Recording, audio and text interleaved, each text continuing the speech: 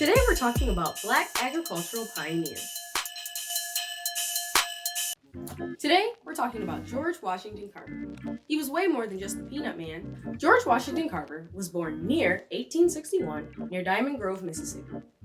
During the American Civil War, George and his family actually left the plantation that they lived on. But although slavery was abolished in 1865, they were actually tracked down and traded for Mr. Carver's finest horse and placed back on the Carver plantation. Due to his frail frame, George couldn't work on the plantation like his brother. So instead, he was taught by Susan Carver inside the home to take care of it. So he did things like embroider, cook, and even take care of the garden. George quickly took a liking to plants and eventually gained the name the Plant Doctor from local farmers and plantation owners because of his work with natural fungicides and pesticides. Around age 11, George left the plantation to go to an all-black school.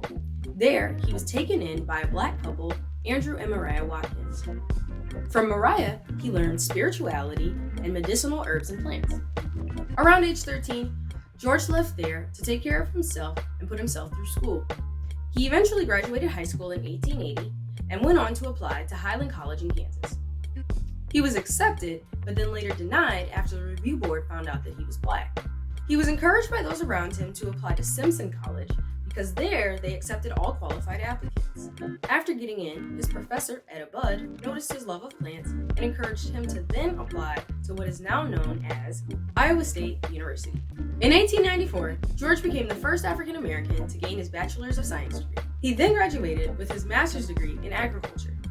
He then accepted a teaching position from one Booker T. Washington to teach at the Tuskegee Institute, now known as Tuskegee University. He adopted the last name Washington, and alongside Booker T, he worked to manage teaching positions, board positions, and various laboratory experiments.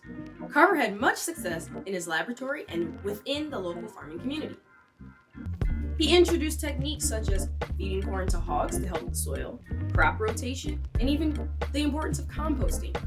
His work involved things like soybeans, soil chemistry, sweet potatoes, dyes and textiles, and most notably, peanuts.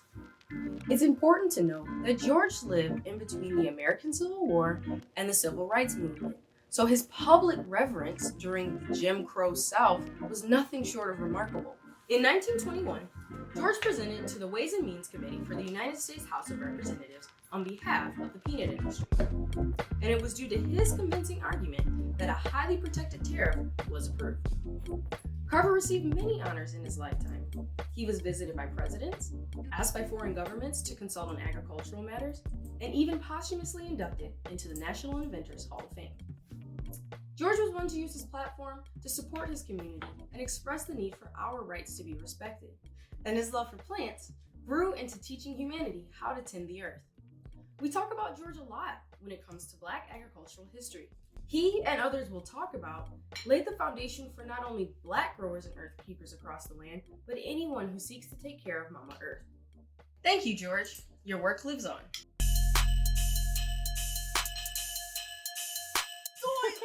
Soybeans, soil chemistry, sweet potatoes, dyes and textiles, and most notably peanuts.